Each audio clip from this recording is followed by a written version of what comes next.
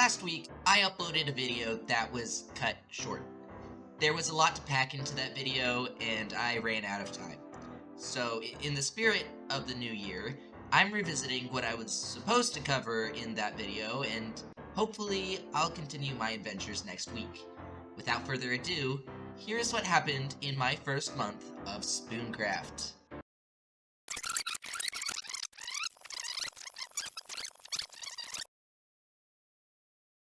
I loaded into the server and was immediately greeted by a 100-block cliff. I had to carefully maneuver my way down to the ocean, grabbed a couple of logs for a boat, and set off. This took way longer than it should have because the sheer number of players on day 1 was seriously killing the TPS.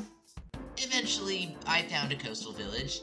This is where I left off in the last video. That's it. That's my entire Spooncraft experience. I started establishing camp, and this wise guy shows up and starts looting my village. Well, too bad for him. I already... Oh, right. Well, okay, whatever. Hey, he stole all my workbenches! Oh well, I'd just make some more later.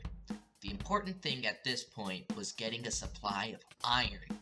Usually, I would use this quick design by ENX04 for my iron farm, but I decided to switch things up a little and go with a design by Waddles instead. Set my spawn. How do I set my spawn? This was a mistake. Don't get me wrong, Waddles' farm works sometimes. The biggest problem I had was that rather than building the farm and then getting the zombie, like with ENX04, this one had me get the zombie first. And let me tell you, it was a pain getting any zombie. No one would listen when I asked for no sleep, so it was never night. I tried using zombified piglins, but that opened up a whole other can of worms. Eventually, someone else requested no sleep, and I managed to lure a zombie into its final tomb. How have they not noticed me standing right here? Oh, hi. Hello. Hi. I didn't know if you had the voice chat mod or not. I'm sorry.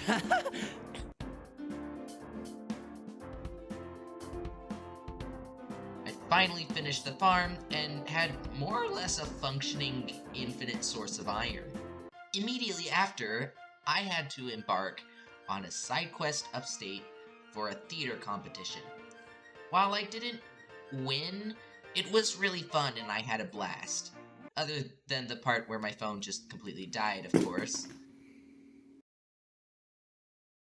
After getting back home, however, I found that I couldn't bring myself to get back online. This continued until sometime after school let out for the holidays. When I finally logged on, I was ready to really start taking off. I wanted to start building bigger farms and working on my mega base. I found a tiny little mushroom island, but the biome itself was decently sized, so I started expansion. Of course, boating back and forth took a long time, so I decided to buy an elytra. Oh, I began gearing up, and after some searching for the stronghold, began looking for an inn ship. And found one really quickly, too. I acquired an elytra along with a really decent pile of loot. Finally, I could fly. Or, well, glide. Quick science lesson. In order to get off the ground and stay off the ground, you need this special thing called thrust. If I wanted to fly, I needed fuel. Rocket fuel. So, I got to work on a small gunpowder farm. This farm used magma blocks to kill the creepers, so I went to the nether to find a collection of magma blocks.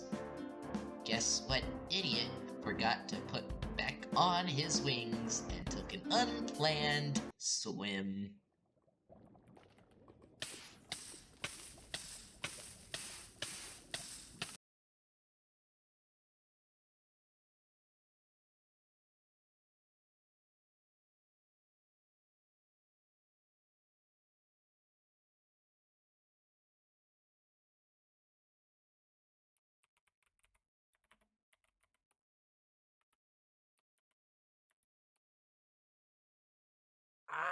No,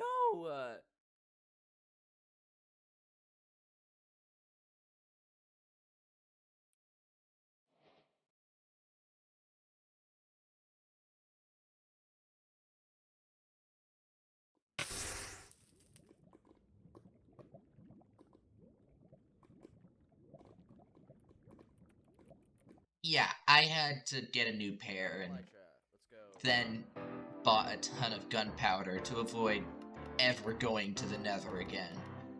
And it was going really well, actually, until I realized my durability was getting low.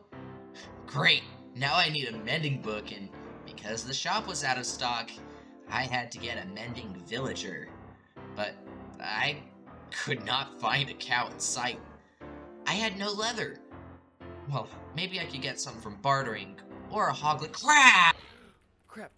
No.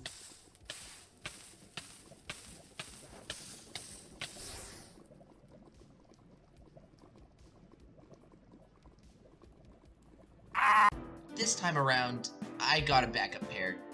I won't fall into lava again. And I also finally found some cows. Hey, while I'm at it, might as well make a breeder, so I never need more cattle. Meet Redstone Geeko, a good random stranger on the internet of mine. He decided to crash my stream at this point to say hi. We had a good chat, and I realized I had a ton of loot from all my investing. I gave him a full set of diamond armor and told him to help himself to whatever farms I make. Such a cool guy. Wait, I gave him my only chestplate. And that's about it for the last month of Spooncraft. Thank you all for watching until the end, and see you next week.